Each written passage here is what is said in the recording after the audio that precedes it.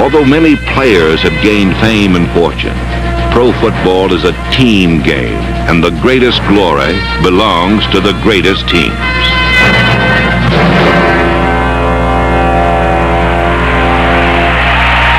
What the hell's going on out here? Everybody's grabbing out there. Nobody's tackling. Just grabbing, everybody. Grab, grab, grab. Nobody tackling. Put your shoulders in there out there. Vince Lombardi's passion for perfection made a small community in the Midwest a synonym for team excellence.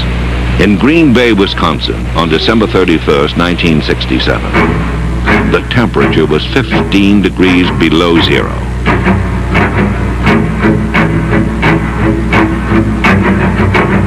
Lombardi's Packers and the Dallas Cowboys battled each other and the elements in a cruel rite of manhood that would decide the championship of the National Football League.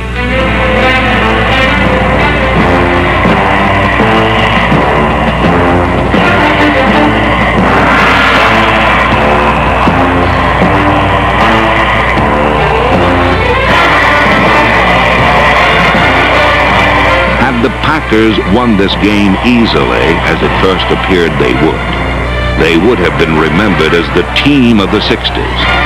But by winning the game as they eventually did, they became a team for the ages, because the character of their performance surpassed the achievement itself. Starr takes the ball, backpedals, looks downfield, flips a short pass, complete to Anderson. He's at the 35. He moves to the 30-yard line, and it will be very close. Trailing by 3 points with time running out, the Packers drove 68 yards across the frozen field and into legend. He flips the pass. It's complete to Chuck Mercine. He's at the 25, the 20, down to the 15, and out of bounds, and about the 11-yard line. Starr takes the snap. It's to Mercine. Pops up the middle, the 5. He's inside the 5 to the 2-yard line. Bart Starr coming over to check with Coach Vince Lombardi. 20 seconds remaining in this football game. The Packers inches away from something that has never before happened in pro football history. A third straight NFL championship. The Packers come out of the huddle. Starr begins to count. Takes the snap. He's got the quarterback. He takes the touchdown. The Packers are out in front. And the Green Bay Packers are going to be world champions, NFL champions for the third straight year. In the 1960s, Vince Lombardi's Packers came close to perfection. History has been made. In the 1970s, Don Shula's Miami Dolphins achieved it. In 1972, the Miami Dolphins became the first and only team in NFL history to go through an entire season unbeaten and untied.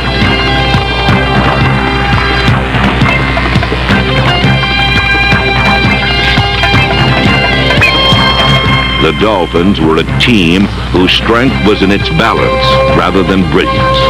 Fullback Larry Zonka, number 39, was the power gear in Miami's grinding, steady, mistake-proof offense.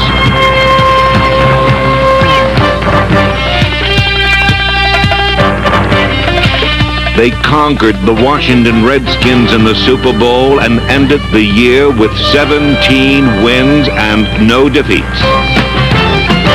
For one season, no team was ever better than Don Shula's 1972 Miami Dolphins.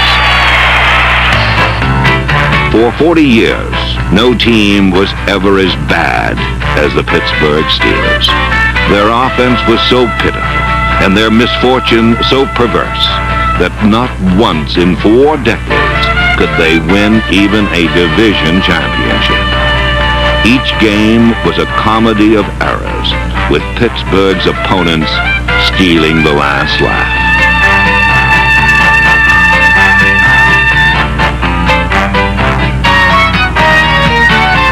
But this sad story became ancient history when Chuck Noll became head coach of the Steelers.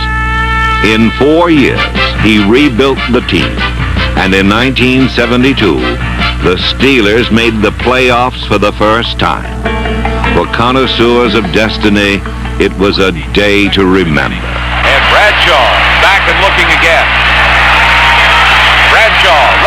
pocket, looking for somebody to throw to, fires it downfield. And there's a collision. It's caught out of the air. The ball is pulled in by Franco Harris. Harris is going for a touchdown for Pittsburgh. Harris is going.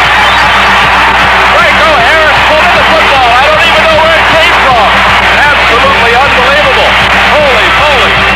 The immaculate reception of Franco Harris marked the beginning of Pittsburgh's rise to power. In the following years, they would win more games and win more Super Bowls in more different ways than anyone ever thought possible.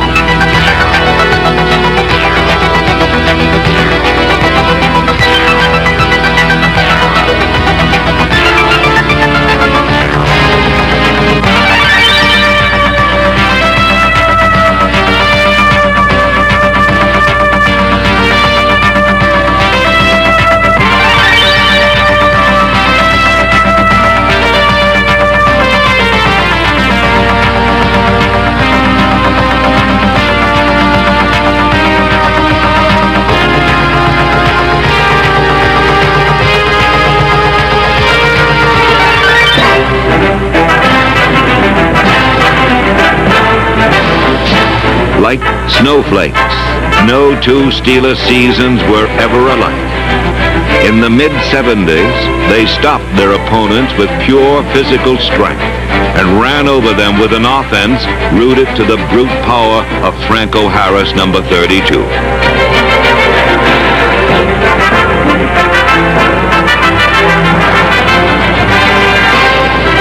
In the late 70s, the Steelers elevated football to a higher level, with Terry Bradshaw throwing to John Stallworth and Lynn Swann, number 88.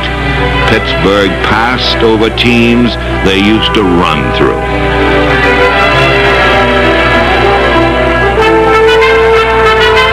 The Pittsburgh Steelers made up for 40 years of defeat with a decade of victory. A decade unequaled for sustained excellence. 8 straight playoff appearances, 4 Super Bowl championships. The Pittsburgh Steelers of the 1970s, the best team ever.